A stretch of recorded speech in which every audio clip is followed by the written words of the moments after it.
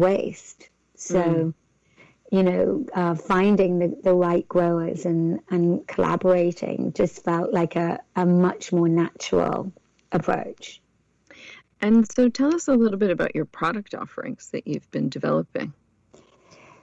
We started with oils, so a tincture that you ingest, and we felt very strongly that needed to be what we call full spectrum, and that is meaning that we use the whole plant, including a little bit of THC, but within the FDA regulations. Mm-hmm.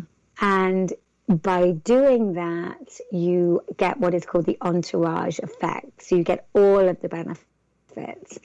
And so we wanted to really make a product that, when you take it, you feel like it's working for you, because I think part of what was happening in the industry was, people were buying oils, for a lot of money and not feeling any effect. And so, you're then like, well, it's kind of like taking cod liver oil. Maybe it's working, maybe it's not, Mm-hmm. So we set about really focusing on making the highest potency, most effective oils that we could. So we started there.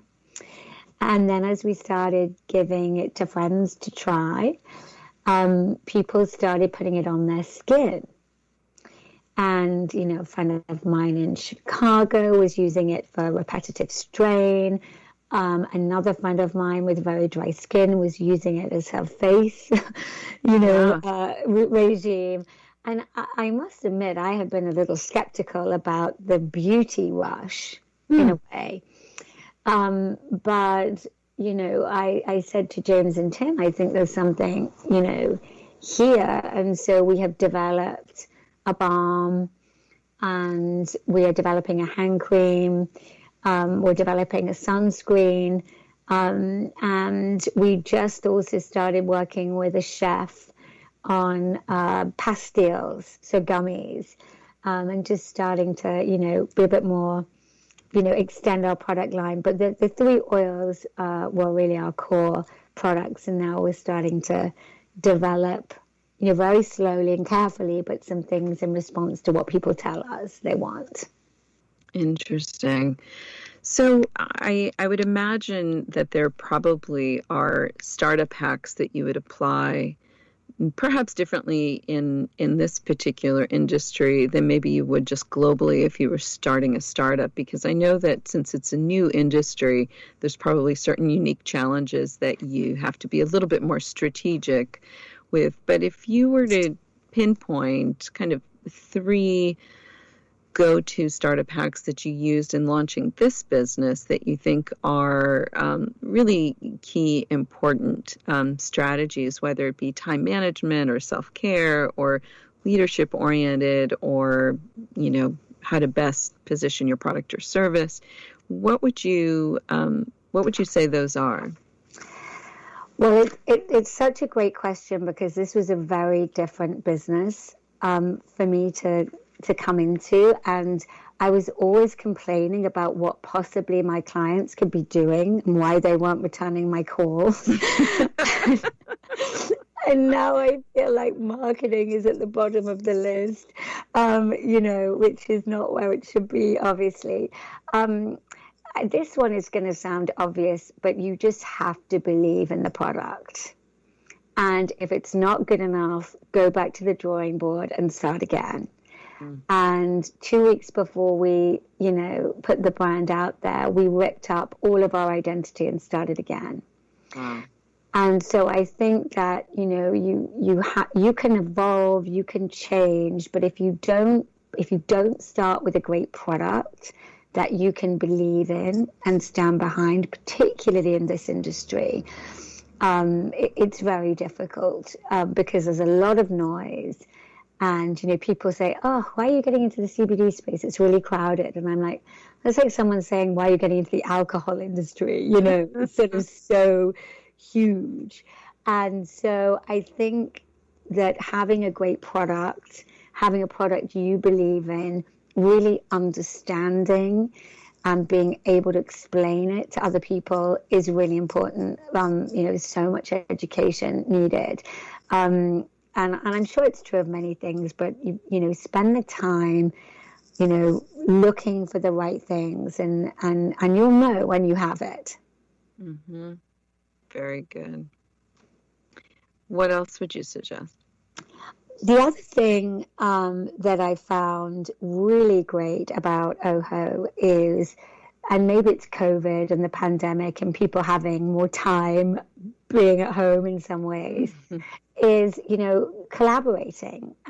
And we've collaborated with, other startups, companies who are a little bit bigger than ours, joined forces to create collaborations, and it feels like a lot of work and it can feel like a distraction, but if you can use other people's audiences to bring people into your world, that can be very powerful. There's 9 billion websites on the internet, so you're not going to get discovered easily. And so in our industry, we can't advertise on social, we can't advertise on Google, so we're very restricted. And so, I found that, using people's, brand equity, partnering and doing things in a different way has been really wonderful. And then the other thing I would just say is, never be afraid to pick up the phone and ask for help of anyone, when you're really beginning, it's people will hit you back, and you just got to get amongst it. And did you find that if you were still working in your agency, that the hacks that you're just suggested would be slightly different? I think yes, I think they would be. Yes, I think in the agency business, you're much more people oriented, and so having that team, understanding how you can produce work, particularly in this new world, from a digital infrastructure point of view, I think there would certainly be different things, but for this business specifically, some things are a crossover for sure. Being flexible, keeping going. Nothing is perfect. I certainly think are true for both, but there's definitely a difference between starting a product, a consumer brand, than starting a consultancy. Okay, so now I have one last question, because unfortunately we're starting to run low on time. So here we go. If you could wave a magic wand, what one thing that drives you crazy do you wish someone would find a solution for that would help your productivity and sanity? Oh, that's so good. I think if someone could give me omnipresence, so I could be with my kids, make dinner, be in my business, all at the same time, that would be magic. Oh my gosh, I hear you. I would sign up for that service tomorrow. Was I allowed to have an unreasonable goal there, or did it have to be practical? No, not at all. I mean, let's face it, this is all science fiction. I'm sure 5 years from now there'll be some solution. I don't know what it'll be called, like virtual nanny. I have no idea. Perfect. But I think for entrepreneurs it's a real issue, right? We suffer from that in my own household, where when you're fully immersed, it's hard to sometimes disconnect because you love what you do and you have other responsibilities. So it's always such a balancing act. Yes, I think that's true. And just very quickly, I know we're running tight on time, but one of my mentors, Juliet Tim, said to me, being an entrepreneur, and it's such great advice, is really an illusion.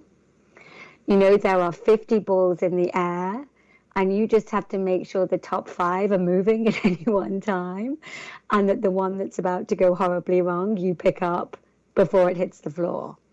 Yes. And so I think that is, not putting too much pressure on yourself, and being able to create the illusion is something to just, there's no way you can get across it all. No way you can complete everything. No one can do that. But, focus on the important things and catch the disasters before they happen. Hopefully. Fingers crossed. And sometimes they happen. Yeah, absolutely. Absolutely. Well, thank you so much, Nicola. It was awesome to have you on the show. And I think a lot of your insights were fabulous, and also such an interesting industry that a lot of people don't really have an inside knowledge about. So thank you for sharing that. And if anyone would like to learn more about your company and if they're interested in your products, where should they go? They can go to weareoho.com. And my email is nicola@weareoho.com. So if anyone wants to hit me up directly, my pleasure. So I want you to spell oHHo because I want to make sure people land on the right place. Yes, of course. So it's weareohho.com. Perfect. All right. Well, thank you again for joining us. That was another episode of Startup Hacks. Please tune in next week where we have an opportunity to spend another quality period of time with another great founder who will be sharing her journey and her startup hacks. We'll see you next week. Thank you for joining Startup Hack. Tune in next week for more interviews. We have another great show you won't want to miss on the secret female founder strategies that can save you time and money when building your business. This podcast is brought to you by Women Entrepreneurs Global, the first startup studio and digital do-it-yourself startup platform for women. For more information on our guests, this podcast, and many other female founder programs, please visit womenentrepreneurs.global. I'm your host, Fernanda Carapina. See you next week.